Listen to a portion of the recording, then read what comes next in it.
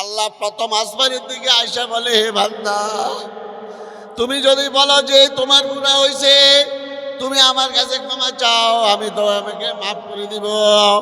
বাজা বাজা হার আসে আসতি বাজা, গার কাফের গুবর বুকুরুস্তি বাজা, ইদর গায়ে বাদর গায়ে নিস সদবার তো বা শেখাস্তি বাজা। তুমি খ্রিস্টান হও, তুমি হিন্দু হও, তুমি বৌদ্ধ হও, তুমি আমার দরবারে আসো, আমার দরবারে আসি কান্নাকাটি করো, আমি তোমার পিছনে সব গুনাহ মাফ করে দিব। তো মালিক ইবনে হারিস রাদিয়াল্লাহু তাআলা আনহুকে জিজ্ঞাসা করার পরে তিনি বলল, আমি ইমানদার। বলল, তুমি ইমানদার, এটার তোমার ইউনিফর্ম কি, পরিচয়পত্র কি? তিনি বলল, আমি দুনিয়ার থেকে নিজের দিলকে ফিরাইয়া রাখিয়াছি এবং আমি রাত্র জাগরণ করি। আমি রাত্র জাগরণ করি। রাত্র জাগরণ করা এটা একটা মহাব্বত। রাত্রের মধ্যে এখন শীতের মৌসুম, আল্লাহর কাছে কান্নাকাটি করা, আল্লাহর কাছে দোয়া করা। রাত্র অনেক বড়, আমি আধা ঘন্টায় যদি 2 রাকাত নামাজ পড়ি, আল্লাহর দরবারে কান্নাকাটি করি, এই সময় আমার সাথে আল্লাহর সাথে এত সম্পর্ক হবে। মিয়ানে আশিকু মাশুকের আমজিস কিরামান কাতিবিন রাহাম খবর নিস। এরপরে ওই ব্যক্তি বলতেছে, ওই সাহাবী বলতেছে, আমি আরেকটা কাজ করি, দিনের বেলায় রোজা রাখি। দিনের বেলা কি রাখি? রোজা রাখি। এখন রজব মাস চলতেছে, সামনে শাবান মাস আসতেছে, এরপরে রমজানের মাস আসবে। আল্লাহর নবী আমাদেরকে একটা দোয়া শিখিয়েছেন, সবাই আমার সাথে বলেন আল্লাহুম্মা। সবাই বলি আল্লাহুম্মা বারিক লানা ফি রজব ওয়া শাবান ওয়া বাল্লিগনা রমাদান। আল্লাহুম্মা বারিক লানা ফি রজব ওয়া শাবান ওয়া বাল্লিগনা রমাদান। হে আল্লাহ, আপনি রজব এবং শাবান মাসে বরকত দেন, এমন বরকত দেন যেন আমি রমজান পর্যন্ত বুঝতে পারি। ওই সময় বহুত উত্তম জিনিস আসতেছে, ওই সময়ের মধ্যে সব আল্লাহ খুলে দেয়, শয়তানকে শৃঙ্খলাবদ্ধ করে দেয়। শয়তানে আর এরকমভাবে ওই সময় মানুষকে ধোঁকা দিতে পারে না। একটা মানুষ যদি ক্ষুধার্ত অবস্থায় থাকে, তার থেকে গুনাহ হইতে পারে না। সেই সময়ের মধ্যে তার থেকে গুনাহের কোনো আশা করা যায় না। ওই সময় সে সব সময় আমলে করতে চায়। যে লোক যে বছরে একবারও আসে না, কিন্তু রমজান মাস যখন হয় তখন মসজিদে আসে। আসে কি আসে না? মসজিদে আসে। তাইলে রমজান আসতেছে, আমরা সবাই খুশি। খুশি না বেজার? বলেন খুশি না বেজার সবাই? আল্লাহ পাকের কাছে অনেক দামি। একটা লোকের জীবনে কিছু নাই, খাওয়া দাওয়ার ব্যবস্থা নাই, কাপড় চোপড়ের ব্যবস্থা নাই, কিন্তু তার দিলের মধ্যে আল্লাহ রব্বুল আলামিনের বিশ্বাস আছে, একজন প্রতিপালক আছে। এই জিনিসটা তার দিলের মধ্যে রয়েছে। এই থাকার কারণে, এই বিশ্বাস থাকার কারণে আল্লাহ তার মৃত্যুর পরে এই দুনিয়ার মধ্যে 10 দুনিয়া তাকে একটা জান্নাত দান করবেন। ঈমান যেটা, ঈমানদার কাকে বলা হয়? যিনাকে জাতি বিশ্বাস করে, হিন্দু হোক, খ্রিস্টান হোক, বৌদ্ধ হোক, মুসলমান জাতি হোক, যাকে সবাই বিশ্বাস করে সেই হল ঈমানদার। কেননা ঈমান যে জিনিসটা, এটা বহুত কষ্টের বিনিময়ে আসে। হযরত বেলাল হাবশী রাদিয়াল্লাহু তাআলা আনহুকে এই উত্তপ্তময় বালুকাময় জমিনের মধ্যে টানা হেঁচড়া করা হতো। এরপরও তিনার জবান থেকে আহাদ আহাদ শব্দ আসত, যে আল্লাহ ছাড়া কোনো মাবুদ নাই, আল্লাহ এক, আল্লাহর আগে কিছু ছিল না, এখনো নাই, ভবিষ্যতেও থাকবে না।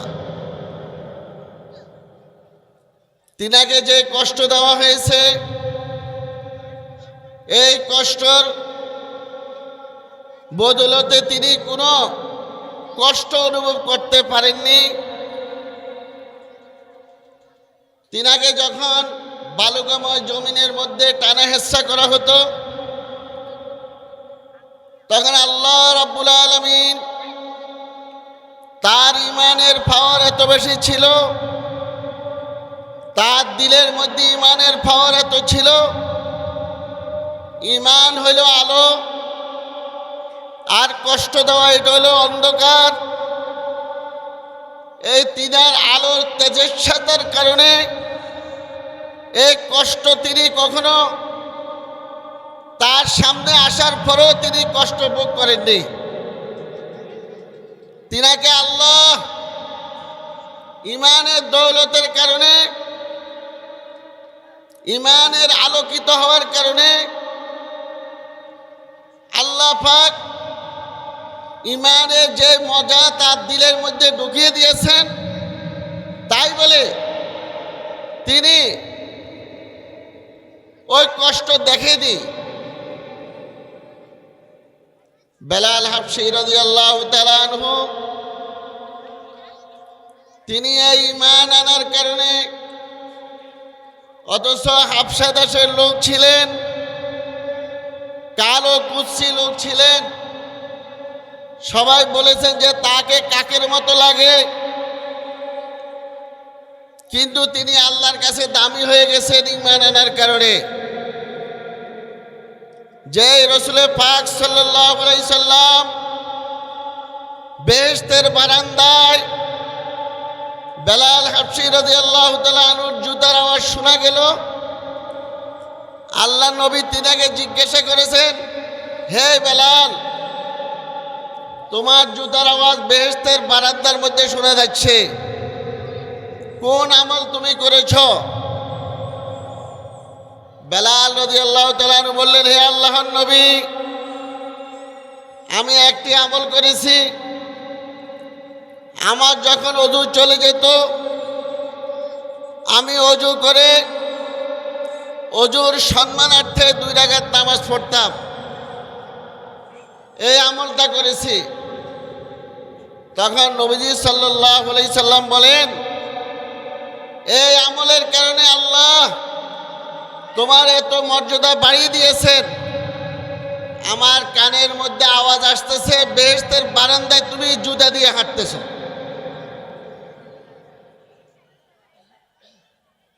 বেহেশত কে আজারে নবাশদ, কাছে রাবা কাছে কারে নবাশদ।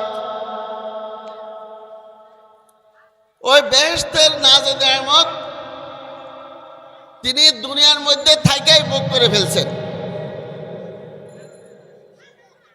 আর দুনিয়ার মধ্যে আল্লাহ রাব্বুল আলামিন তাকে কি সম্মান দিয়েছেন? আল্লাহ পাক তাকে মসজিদে নববীর মুয়াজ্জিন বানিয়ে দিয়েছেন।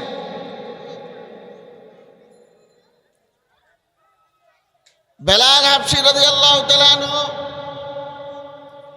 একদিন আজান দেয়নি, তার পরিবর্তে অন্যজনে আজান দিয়েছে। আসমান থেকে আওয়াজ আসলো, আজকে তো আজান হয়নি। বলল, আজান তো দেওয়া হয়েছে। বলল যে বেলাল তো আজান দেয়নি। বেলাল যখন আজান দেয়, আল্লাহ পাকের আরশ পর্যন্ত কাঁপে ওঠে। রাহ গিয়া রুসমে আজা রুহে বেলালি না রহি, ফলসফা রাহ গিয়া তালকিনে গজালি না রহি,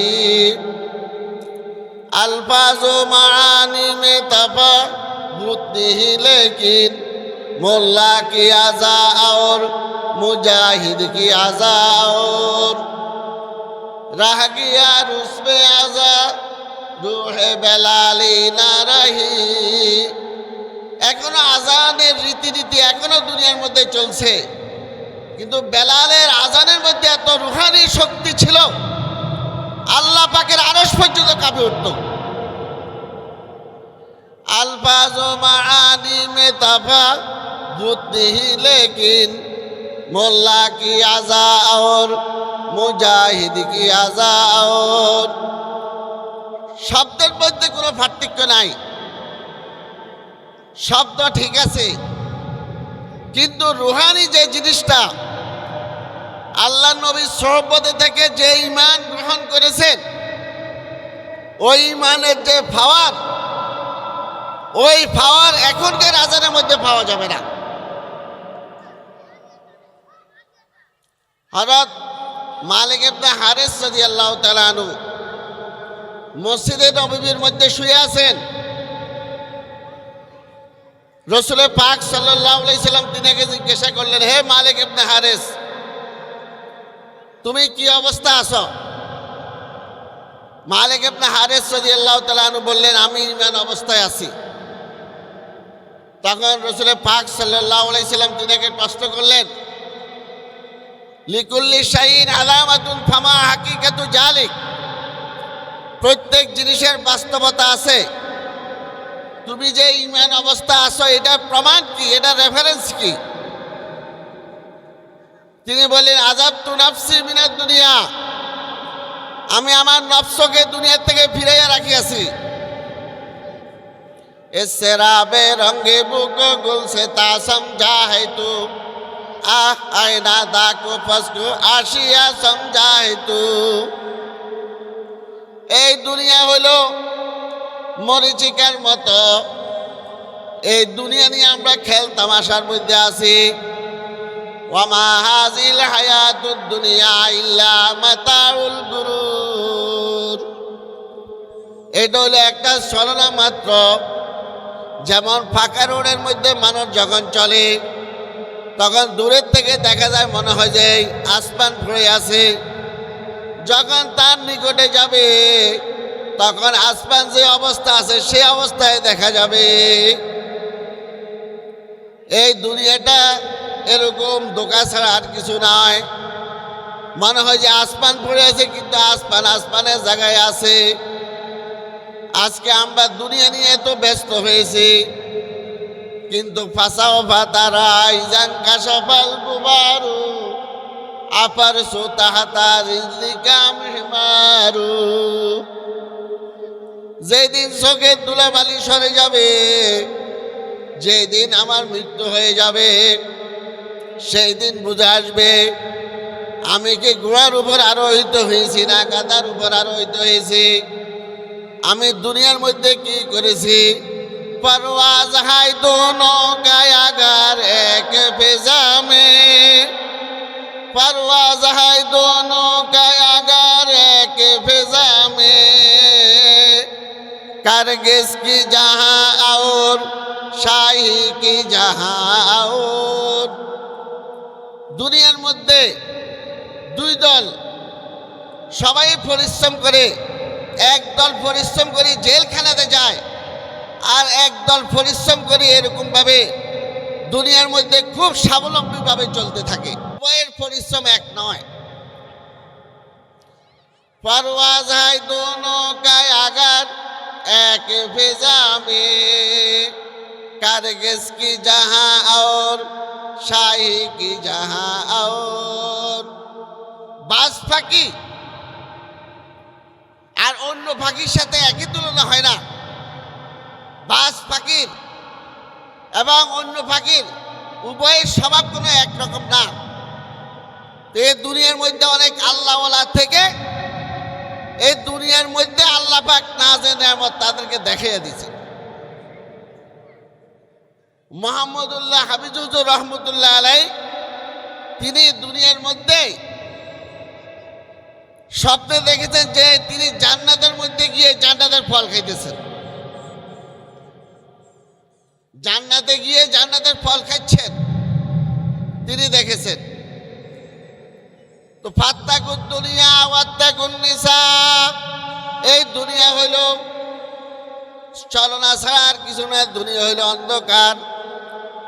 আমরা মনে করি ব্যবসা করার দুনিয়া, এটা দুনিয়া নয়। চাকরি করি, এটা দুনিয়া, দুনিয়া নয়। দুনিয়া হইল ওই জিনিস যেখানে আল্লাহর হুকুমকে নষ্ট করা হয়। দুনিয়া হইল ওই জিনিস যেখানে নবীর তরিকাকে নষ্ট করা হয়। অথচ রাসূল পাক সাল্লাল্লাহু আলাইহি সাল্লাম বলেছেন যে ব্যবসা অবস্থায় থাইকা যখন আল্লাহ পাকের আহ্বান শুনবে, আল্লাহু আকবার আল্লাহু আকবার, যখন মসজিদের থেকে আওয়াজ শুনবে, যখন দরজা বন্ধ করে যখন মসজিদে যাবে, আল্লাহর নবী বলেছেন তিন দলকে বিনা হিসেবে জান্নাত দেওয়া হবে। তার মধ্যে একদল হলো যে ব্যবসায়িক অবস্থায় থাইকা আল্লাহ পাকের হুকুমের নাফরমানি করে না, যখন আল্লাহ পাকের হুকুম আসে তখন মসজিদে চলে যায়, ওই ব্যবসাকে আল্লাহ পাক বিনা হিসেবে জান্নাত দান করবেন। তাহলে দুনিয়া যে জিনিসটা, দুনিয়া আমরা মনে করি দুনিয়া হইল আপনি চাকরি করতেছেন, এটা দুনিয়া নয়। আপনি কৃষি কাজ করতেছেন, এটা দুনিয়া নয়। ওইখানে যখন আল্লাহ পাকের হুকুম আপনার মধ্যে আসবে, যখন আল্লাহ পাকের কিনা আপনার দিলের মধ্যে থাকবে, ওই কৃষিকাজ অবস্থায় যদি আপনি ওই সময় নামাজ পড়েন আজান দিয়ে, তখন আল্লাহ পাক 1 রাকাতে 50 টাকাতে সওয়াব দান করবেন। তাহলে এই দুনিয়ার মধ্যে আল্লাহ তাআলা আমাদেরকে অল্প হায়াতের জন্য পাঠিয়েছেন। ইয়া সাহিবি লা তাকতারির বিতানাউমিন ফাল উমরু ইয়ানফাজু ওয়ান নাইমু ইয়াজুলু। বাদশাহ হারুন রশিদের 14 বছরের সন্তান বলতেছে, হে বন্ধু, দুনিয়ার ধোঁকা খেও না। এই দুনিয়া যে নাজে নেমত দেওয়া হয়েছে একদিন শেষ হয়ে যাবে, এটা থাকবে না। তোমাকে কত সুন্দর আকৃতি দেওয়া হয়েছে, এটা থাকবে না। কত সুন্দর হাত পা দেওয়া হয়েছে, এটা দুর্বলতা চলে আসবে, এটা কিছুই থাকবে না। একমাত্র থাকবে বাকিয়াতুস সালিহাত। তুমি যে জবান দিয়ে আল্লাহ পাকে জিকির করছো, ওই জবানটা ঠিক থাকবে। যে জবান দিয়ে আল্লাহ পাকে জিকির করা হয়, ওই জবান আল্লাহ পাকের হয়ে যায়। যে কান দিয়ে আখিরাতের কথা শোনা হয়, ওই কান আল্লাহর হয়ে যায়। যেই জবান যেই হাত দিয়ে আল্লাহ পাকের কোরআন ধরা হয়, ওইটা আল্লাহ পাকের হয়ে যায়।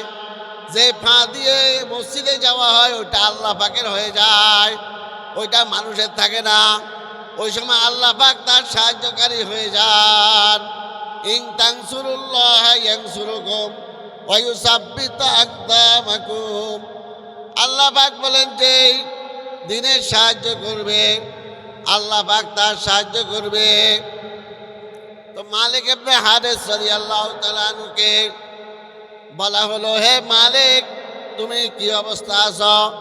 তিনি বলল যে আমি ঈমান অবস্থা আছি। আমি 3টি কাজ করছি, তার মধ্যে একটা হলো আযাবতু নাফসি মিনাদ দুনিয়া। আমি আমার নফসকে দুনিয়া থেকে ফিরাইয়াছি। এই দুনিয়া একদিন ধ্বংস হয়ে যাবে, কিছুই থাকবে না। এই দুনিয়াকে আমি দুনিয়ার মোহকে না পড়ে আল্লাহ পাকের দিকে মোতাবজ্জ হয়েছি। আল্লাহর দিকে মনোযোগ সব সময় আমার থাকে। कीमते हर चीज़ें रादाने के किस कीमते गुदरा नादानी आमो किस। দুনিয়ার সমস্ত জিনিসের মূল্য বুঝতে পারছি, কিন্তু আমার মূল্য বুঝি নাই। আমাকে আল্লাহ কত সম্মান দিয়েছেন, আমাকে 2টা চোখ দিয়েছেন। আল্লাহ পাক বলেন চোখ দিয়েছে কোরআন দেখার জন্য। আমি ইচ্ছা করলে এই চোখের মধ্যে যে আলো দিয়েছি, এই আলো আমি আবার নিয়ে যাইতে পারি। আমি আল্লাহ হাকামুল হাকিমিন, আমি আল্লাহ মহাশক্তি। তুমি এই চোখ দিয়ে অযথা জিনিসগুলা দেখতেছ, যেগুলা দেখলে গুনার দিকে আসবে এগুলা দেখতেছ। অথচ এই চোখ দিয়েছি আমার কোরআন পড়ার জন্য। ওয়ে জামানা মুআজ্জাজ থে আমেলে कुरान होकर और तुम खारे जोलिल होते हैं तारे के कुरान होकर। আল্লাহ পাক আমাকে এই দুনিয়ার মধ্যে পাঠিয়েছেন এই দুনিয়ার মহব্বতটা দিলের মধ্যে ঢুকানোর জন্য নয়, দুনিয়ার মধ্যে থাইকা মাওলার সাথে সম্পর্ক করার জন্য। इस शराबे रंगे बुको गुल से ता समझा है तू आह आईना दाग को पस को आशिया समझा है तू। দুনিয়া একদিন ধ্বংস হয়ে যাবে, কেউ থাকবে না। তখন ওই সাহাবী বলতেছে, মালিক ইবনে হারিস, আমি দুনিয়ার থেকে নিজেকে সরাইয়া রাখিয়াছি। ওয়া আসহারতুল লায়ালি ওয়া আজমাতুন নাহারি, আমি রাত্রে জাগরণ করি। রাত্রে মুরব্বীরা বলে যে সলাতাইন কাতরাতাইন, তোমরা রাত্রে 2টা বাজে উঠে 2 রাকাত নামাজ আদায় করো, ওযু করে 2 রাকাত নামাজ আদায় করো। 2 রাকাত নামাজ আদায় করার পরে আল্লাহর দরবারে কান্নাকাটি করো। আল্লাহ ওই সময় প্রথম আসমানের মধ্যে আসে, আইসা বান্দার দিকে তাকাইয়া থাকে, যে বলে কোন কে আসো আলা মুস্তাগফিরিন ফাগফিরালা, কে আসো গুনাহ ক্ষমা করার জন্য। আমার দরবারের মধ্যে কোনো সিসিগুড়ি নাই, আমার দরবারের মধ্যে কোনো গার্ড নাই। বাজা হার আসে আসতি বাজা, গার কাফের ও গুমর বুতপুরুস্তি বাজা। ওই সময়ের মধ্যে আল্লাহ পাক বলেন, হে বান্দা, তুমি ফিরে আসো, ফিরে আসো। তুমি কি চাও? তুমি যদি গুনাহ আলা মুস্তাগফিরিন ফাগফিরালা, তুমি যদি গুনাহ মাফ করাইতে চাও, আমি তৈয়ার আছি তোমাকে মাফ করে দেওয়ার জন্য। আলা মুস্তারজুকিন ফারজুকা, তোমার রিজিকের সমস্যা আছে, তুমি যদি রিজিক আমার কাছে চাও, আমি তোমার রিজিকের ব্যবস্থা করব। আলা মুবতালান ফাওয়াফিয়া, তুমি অসুস্থ ভোগ করতেছ, তুমি কত ডাক্তারের কাছে গেছ, ডাক্তারে কোনো রোগ বালা করতে পারে না। ডাক্তারে হাদিসে পাকের মধ্যে আছে, মানুষের শরীরের মধ্যে যে রোগগুলি আছে, এই রোগগুলির মধ্যে প্রায় 1000 রোগ ডাক্তারে জানে, আর অন্যগুলা অনুমান করি ওষুধ দেয়, কিন্তু রোগ বালা করার মালিক আমি আল্লাহ। তুমি আমার দিকে ফিরো, আমার দিকে যখন তোমার চোখের পানি পড়বে, আমার দরবার আইসা যখন চোখের পানি পড়বে, তখন আমি তোমাকে সুস্থতা দিয়ে দিব। আল্লাহ পাক ভোর রাত্রে যখন মানুষ উঠে কান্নাকাটি তাহাজ্জুদের ইহতিমাম করে, তাহাজ্জুদে ইহতিমাম করার পরে আল্লাহর দরবারে 2 চোখের পানি ফেলায়। আল্লাহ পাক এত খুশি হন, ওই সময় এমন একটা মজা, মিয়ানে আশেক মাশুকের আমদিস কিরামান কাতিবিন রাহাম খবর নিস, আমরু আলা দিয়ারে দিয়ারে লাইলা উকাব্বিরু জাল জিদারা ওয়াজাল জিদারা ওমা হুব্বুদ দিয়ারে শাগাফনা কালবি ওয়ালাকিন হুব্বু মান সাকানাদ দিয়ারা। তা আমাদের হায়াত হলো একবারে অল্প সময়, এই সময়ের মধ্যে আমাদের আল্লাহর সাথে সম্পর্ক করতে হবে। এই আল্লাহ আমাকে দুনিয়ার মধ্যে পাঠিয়েছে, এটা পরীক্ষার জায়গা। আর দুনিয়ায় খুলিকাত লাকুম আনতুম খুলিকতুম লিল আখিরা, দুনিয়াকে আমাদের জন্য সৃষ্টি করা হয়েছে, আর আমাদেরকে সৃষ্টি করা হয়েছে আখিরাতের জন্য। কেউ যদি চাকরি না করে তারপরেও তার খাওয়ার অভাব হয় না, কেউ যদি ব্যবসা না করে এরপরে সে উপবাস থাকে না, কেউ যদি বসে থাকে এরপর আল্লাহ তার খাওয়ার ব্যবস্থা করেন। কেননা এই দুনিয়া যা দেখা যাচ্ছে এগুলো আমাদের খেদমতের জন্য সৃষ্টি করা হয়েছে, আর আমাদেরকে সৃষ্টি করা হয়েছে আখিরাতের জন্য, আল্লাহ পাককে চিনার জন্য। আল্লাহ পাককে যেন আমরা দুনিয়ার মধ্যে চিনে যেতে পারি। ওমা খলাকতুল জিন্না ওয়াল ইনসা ইল্লা লিয়াবুদুন মা উরিদু মিনহুম মির রিজকি ওয়া মা উরিদু আন ইউতিমুন ইন্নাল্লাহা হুয়ার রাজ্জাকু যুল কুওয়াতিল মাতিন। আমাদেরকে আল্লাহ পাকের পরিচয় লাভ করার জন্য সৃষ্টি করা হয়েছে। ভাই, এই দুনিয়ার মধ্যে আমরা থাকবো না, আল্লাহ পাক বাহানা করে মানুষকে ক্ষমা করার জন্য এখানে একটা দ্বীনের মজলিস হইতেছে। আমি যদি এখানে আল্লাহর সন্তুষ্টির জন্য বসি, আল্লাহ পাক এই উসিলাও আমাকে ক্ষমা করে দিতে পারেন। পুরা বছর কোনো এমন মাহফিল হয় না, দিনে মজলিস হয় না। আমরা যারা আশপাশে আছি এখন এই মজলিসটাকে মূল্যায়ন করি। যে ব্যক্তি আল্লাহর দ্বীনকে মূল্যায়ন করবে, আল্লাহ পাক তাকে সম্মানিত বানাইয়া দিবেন। আর যে ব্যক্তি আল্লাহকে সম্মান করবে না, নবীজির সুন্নতকে সম্মান করবে না, আল্লাহর ঘরকে সম্মান করবে না, এবং কিতাবুল্লাহকে সম্মান করবে না। ওয়ামান ইউআযযিম শাআইরাল্লাহ ফাইন্নাহা মিন তাকওয়াল কুলুব, যে ব্যক্তি আল্লাহ পাকের নিদর্শনকে সম্মান করবে, আল্লাহ পাকের এটা একটা নিদর্শন। যারা আশপাশে আছে মেহেরবানি করে বসে গেলে ভালো হয়। এখানের মধ্যে আল্লাহ পাকের রহমত নাজিল হচ্ছে, চতুর্দিকে ফেরেশতারা বেষ্টন করে রেখে দিয়েছেন এবং আসমানের মধ্যে এই মজলিসের আলোচনা করা হচ্ছে।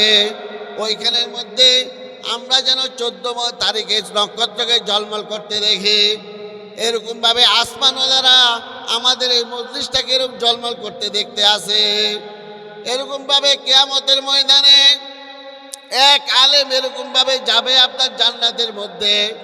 তখন এক লোকে বলবে, ভাই আপনি আমাকে রেখে জান্নাতে যাচ্ছেন, আমি কি দুনিয়ার মধ্যে আপনার উপকার করি নাই? কি উপকার করেছেন? ভাই আপনাকে তো একটা ভালো ভালো কথা বলেছি এবং আপনাকে তো দিনের দিকে আসার জন্য বলেছি। তখন আল্লাহ পাকের কাছে বলবেন, হে আল্লাহ, এই ব্যক্তি তো দুনিয়ার মধ্যে আমার উপকার করছে, এখন তার দিকে আমি ফিরার পরে সে এই কথা বলতেছে, এখন সে বলতেছে আমাকে ফালাই তুমি জান্নাতে যাইতেছ, এটা কেমন ভাবে হইতে পারে? তখন আল্লাহর কাছে বলবে, আল্লাহ বলবে, হে আল্লাহ, হে বান্দা, তুমি হইলে আমার বান্দা, তোমাকে আমি বান্দা হিসেবে দুনিয়ার মধ্যে সৃষ্টি করেছি, আর তুমি বান্দা হইয়া তার দিকে ফিরতেছ, তা তুমি দয়া করছো তার দিকে ফিরি তার সাথে কথা বলতেছ। আর আমি হইলাম দয়ার সাগর, আমি বুঝি আমি আহকামুল হাকিমিন, আমি শুধু 99-100টা রহমতের মালিক। দুনিয়ার মধ্যে একটা রহমত ছেড়ে দিয়েছি, যার কারণে স্ত্রী স্বামীকে ভালোবাসে, স্বামী স্ত্রীকে ভালোবাসে, কুকুর কুকুরনিকে ভালোবাসে, ভাই ভাইকে মহব্বত করে, বন্ধু বন্ধুকে মহব্বত করে, আত্মীয় স্বজনকে মহব্বত করে। শুধু একটা রহমত আমি ছেড়ে দিয়েছি, আর 99টা রহমত আমার কাছে রেখে দিয়েছি। আমি এত রহমানুর রহিম, আমার বান্দা যখন সামান্য একটু নেকি নিয়ে আমার কাছে আসবে এক ক্লাসের সাথে, তখন এই 99 রহমতকে একটা রহমতের সাথে মিলাই তাকে জান্নাত দান করব। তো এই দুনিয়া হইল ক্ষণস্থায়ী জিন্দিগি, এই দুনিয়ার মধ্যে থাকার জায়গা না। মেরে ভাই ও দুস্থ বুজুর্গ, এখনো যারা আশেপাশে চলতেছে মেহেরবানি করে অল্প সময়ের জন্য বসেন। দিনের একটা কথা বলা হবে বা একটা কথা শুনে হবে, আল্লাহ পাক উভয়ের মধ্যে 1 বছর নফল ইবাদত করার নেকি দান করবেন। এইভাবে আমি যদি 2 রাকাত নফল নামাজ পড়তে যাই, আমার অনেক গুনাহ, আমার অনেক ভুলভ্রান্তি হইতে পারে। ফরজের কোনো খবর নাই, ফরজ সবগুলা জানি না, ওয়াজিবাতের খবর নাই, নামাজের মধ্যে 52টি সুন্নত এইটারও খবর নাই, আমার অনেক ভুলভ্রান্তি হইতে পারে।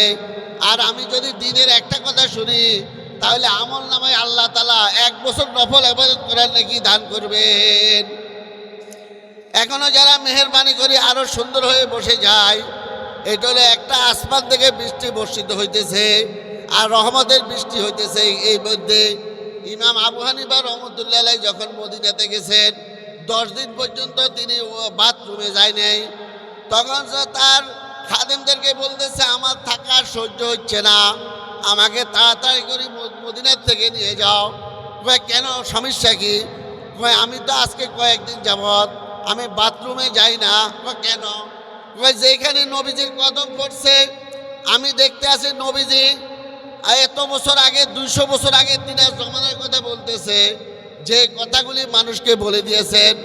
এখন আমি কাশফওয়ালা, আমি দেখতে আসি এই কথাগুলি ঘুরতে আসে এবং এই কথাগুলির আলো জমিনের মধ্যেও দেখতেছি। যেদিকে ইস্তেজা করতে যাই এখানে দেখতেছি নবীজির কথার আলো দেখা যায়, যেখানে মধ্যে যাই নবীজির আলো দেখা যায়।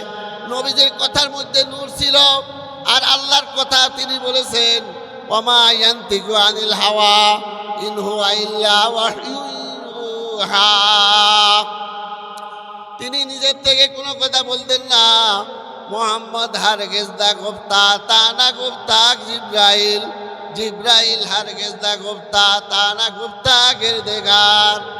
বায়ু দোস্ত বুজুর্গ, এখন আমরা একটু মসজিদে চলে আসি সবাই, কেউ কথা না বলি। যে কোনো সময় মৃত্যু চলে আসতে পারে। যতই বন্ধু হোক, যখন সাদা কাপড় পরাইয়া দেওয়া হবে তখন আপনাকে আর ঘরের মধ্যে রাখবে না। আপনি যদিও 7 তলা বিল্ডিংয়ের মালিক হন, যদিও রাত্রে 12টার মধ্যে মারা যান, এরপরে স্ত্রীর সাথে একসাথে ছিলেন, কিন্তু যখন আপনার চোখ দেখবে মৃত্যুর পরে তখন স্ত্রী এই রুমে আর থাকবে না। ঠিক না বেঠিক? থাকবে? থাকবে না। এখন তার দিকে তাকাইলে আমার ভয় লাগে, এখন তার দিকে আর তাকাইতে মনে চায় না। তখন তাকে এরকমভাবে তার জন্য বড় গ্যাসের ফাঁদি দিয়া পানি গরম করা হচ্ছে, বড় গ্যাসের ফাঁদা দিয়া মানুষ সিরিয়ালভাবে আসতেছে, মানুষ সিরিয়ালভাবে আসতেছে। তার জন্য কবর খনন করা হইতেছে, তার জন্য কবর খনন করা হইতেছে। তাকে কিছুক্ষণ পরে কবরে নেওয়া হবে, তাকে এরকমভাবে গরম পানির মধ্যে গোসল করাইয়া দেওয়া হবে, এরপরে তাকে সাদা কাপড় পরাইয়া দেওয়া হবে। সেই দুনিয়ার মধ্যে এমপি মন্ত্রী ছিল ওই সময় বলবে না, ওই সময় বলবে একটা লাশ এখানে পড়ে আছে। ঠিক না বেঠিক ভাই? ইয়া সাহিবি লা তাকতারি বিতানাউমিন ফাল উমরু ইয়ানফাজু ওয়ান নাঈমু ইয়াজুলু।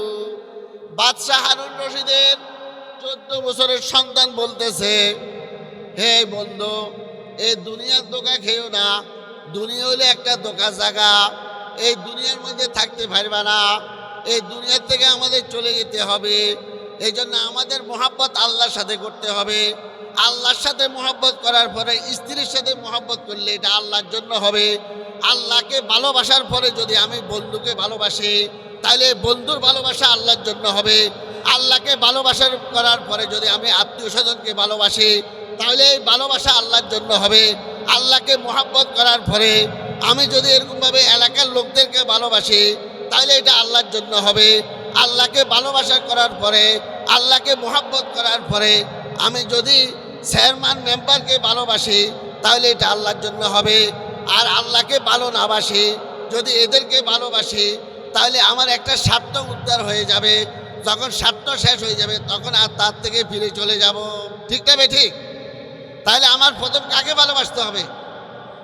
ওয়াল্লাযীনা আমানু আশাদ্দু হুব্বাল লিল্লাহ।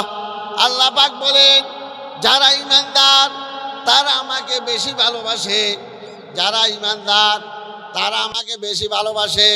দোস্ত বুজুর্গ, আল্লাহকে যে আল্লাহ আমাকে সৃষ্টি করছে এই সবগুলো দিয়েছে, আবার নিয়ে যেতে পারে। এই জন্য এগুলাকে ভালো জায়গায় ব্যবহার করতে হবে, এগুলাকে আল্লাহর জন্য ব্যবহার করতে হবে। যে আল্লাহর ভালোবাসা টিকসই আছে, অন্য যাদের ভালোবাসা টিকসই নাই, আপনি তাকে কতদিন ভালোবাসলেন, এরপরে কবরবাসী হয়ে যাবে।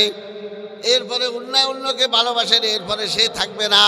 কিন্তু আল্লাহকে ভালোবাসবেন, এই ভালোবাসা অতীতেও থাকবে, বর্তমানও আছে, ভবিষ্যতেও থাকবো। ওয়াল্লাযীনা আমানু আশাদ্দু হুব্বাল লিল্লাহ। এই জন্য আল্লাহর সাথে সম্পর্ক করার জন্য রাত্রে উঠে ইলা সামাই দুনিয়া। কিভাবে খুশি? রমজানে, রমজানে ছোট ভাই খুশি, বড় ভাই আমাকে এই ঈদের সময় বোনাস দিবে, এরকম যে ব্যবসায়িক সেও খুশি। এরকমভাবে রমজান উপলক্ষে কিছু বেশি বিক্রি হবে। যারা চাকরিজীবী তারাও খুশি, আমাদেরকে বোনাস দেওয়া হবে।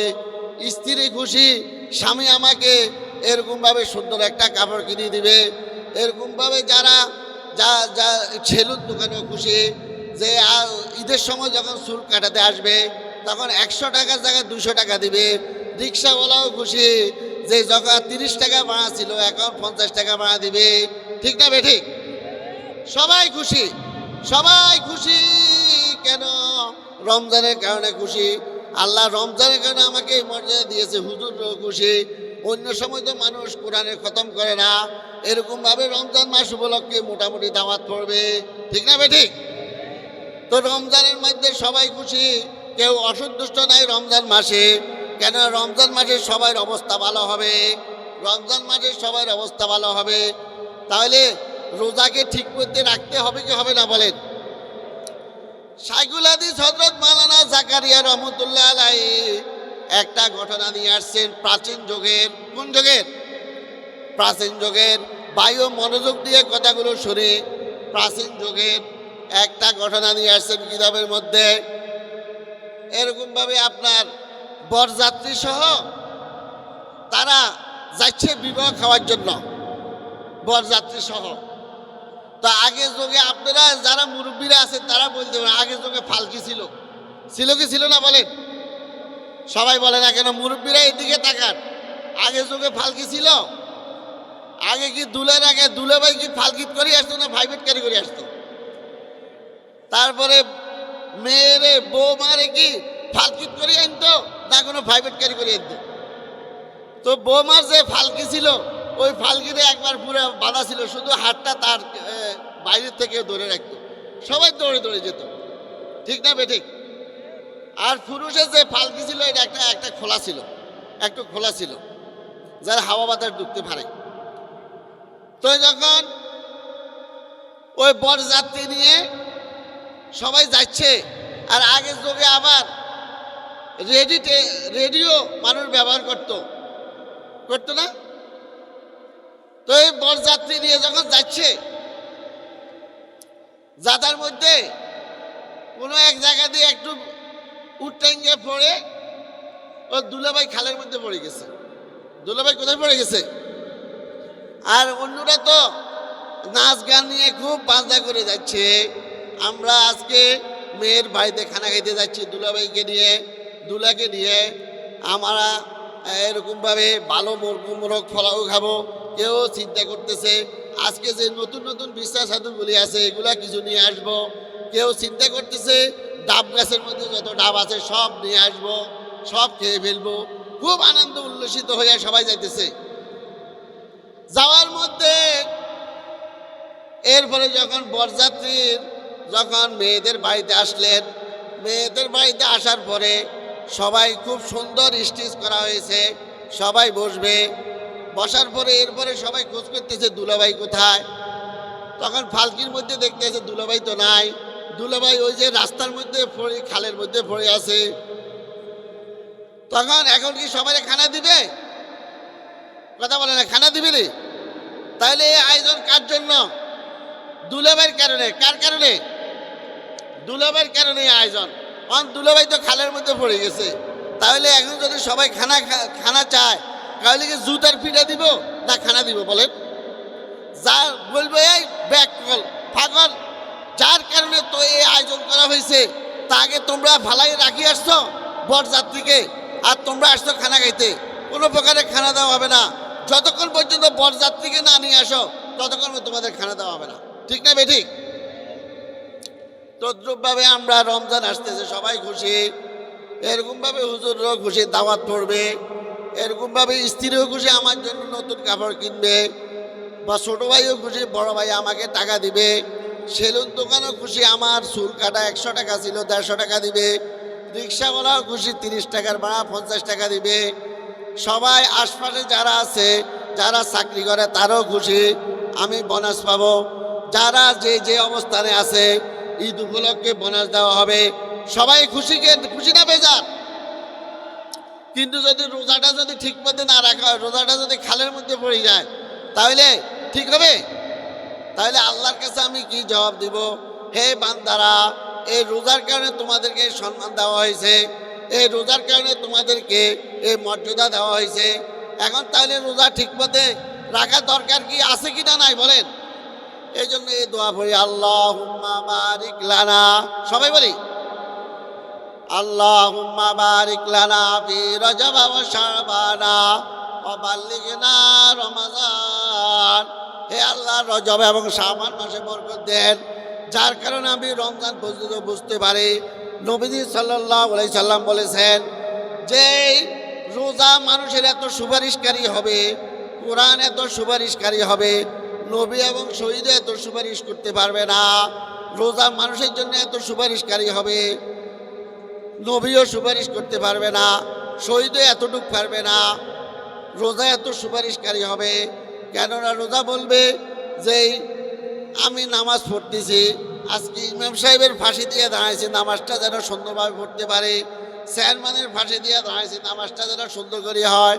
তাহলে চেয়ারম্যানকে খুশি করার জন্য নামাজ পড়তেছি, এলাকার মাতাব্বরকে খুশি করার জন্য নামাজ পড়তেছি। এরকম হয় কি হয় না বলেন?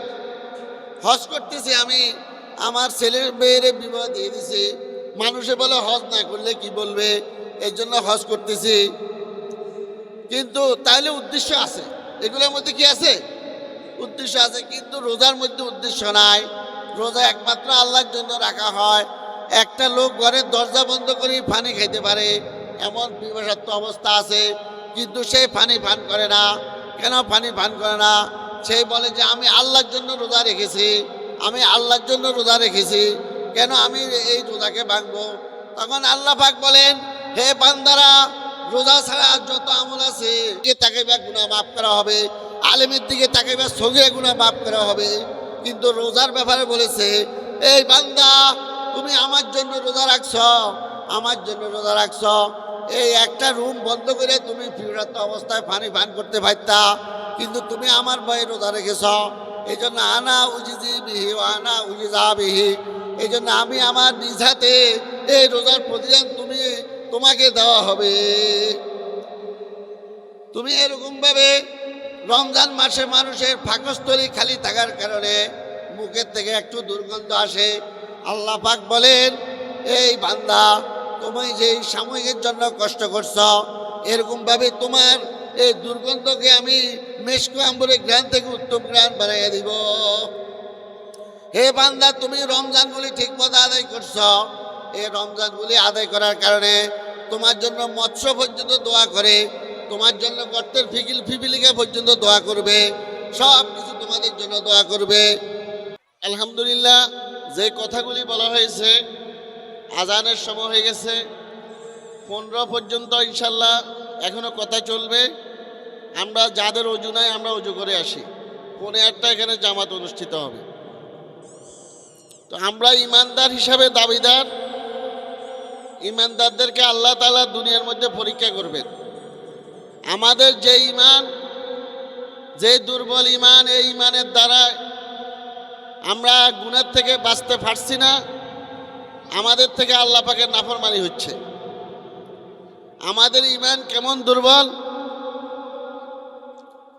যে এক বৃদ্ধ লোক ডাক্তার সাহেবের কাছে গেছেন, ডাক্তার সাহেবকে গিয়ে বলেন যে আমার হাত পা জ্বালা পোড়া করে।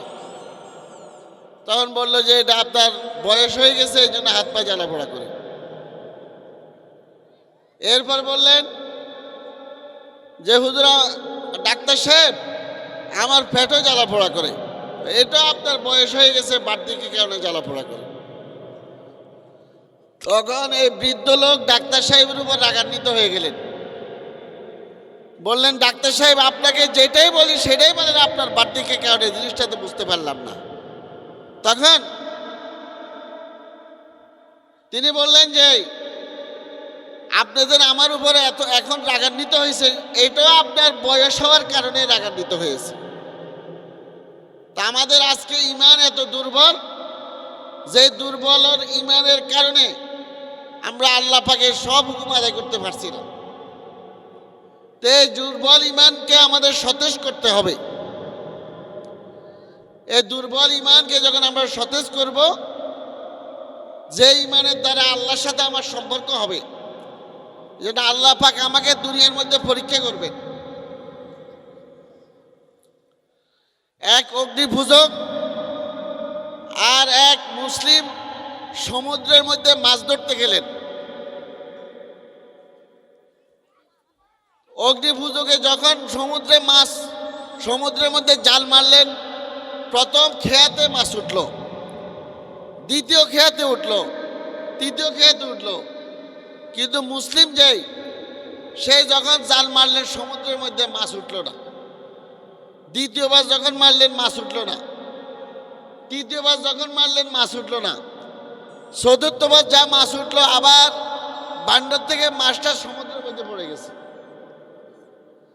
তখন এই অবস্থা দেখে আল্লাহ রাব্বুল আলামিনের কাছে জিবরাইল আলাইহিস সালাম বললেন, হে আল্লাহ, আপনি এটা কি করলেন?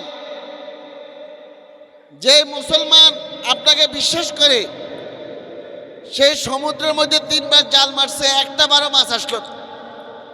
চতুর্থবার যা আসলো, মাছটা আবার পড়ে গেল।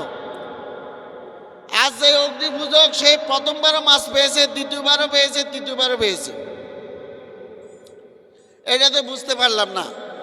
কারণ আল্লাহ রাব্বুল আলামিন জিব্রাইলকে বললেন, হে জিব্রাইল, তুমি এদিকে আসো, জান্নাতের দরজাটা খোলো। এরপরে জান্নাতের দরজাটা খোলা হলো। জিবরাইল আলাইহিস সালাম জান্নাতে প্রবেশ করলেন। এরপরে প্রবেশ করার পরে আশ্চর্যজনিত হলেন, আল্লাহ, আপনি জান্নাতের মধ্যে এত সুখময় জিন্দেগি রেখেছেন,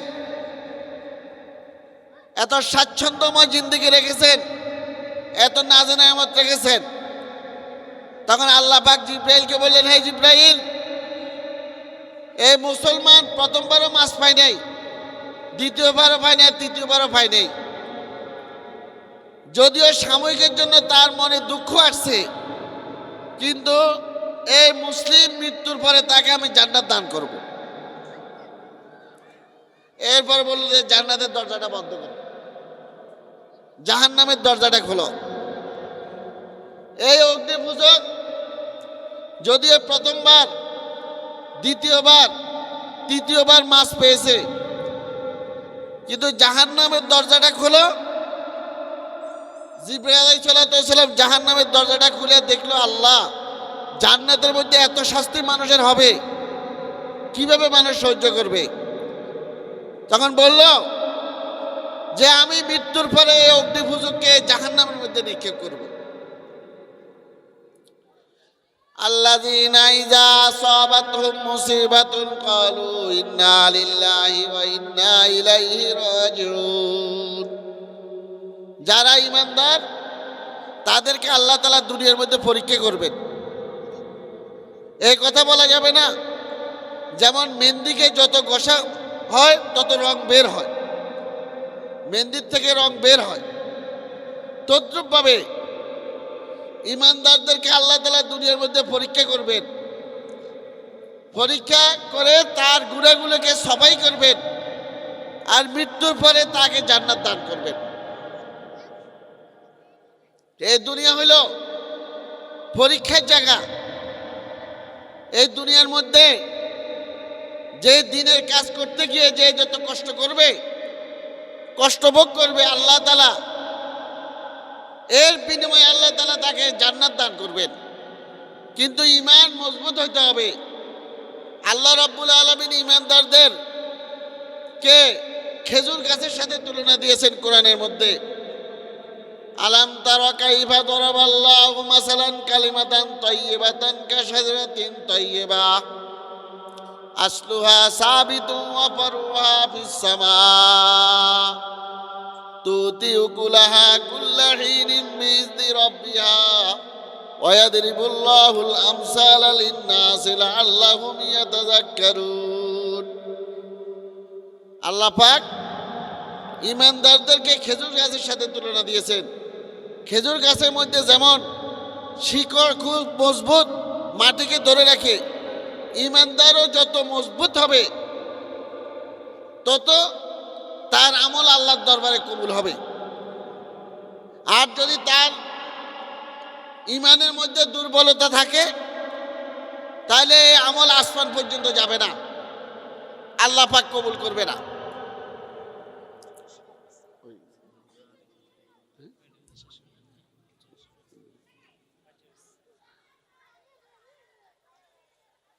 এই জন্য ঈমান যে জিনিস, এটা দিলের মধ্যে থাকবে, দিলের মধ্যে অন্য কিছু বসানো যাবে না।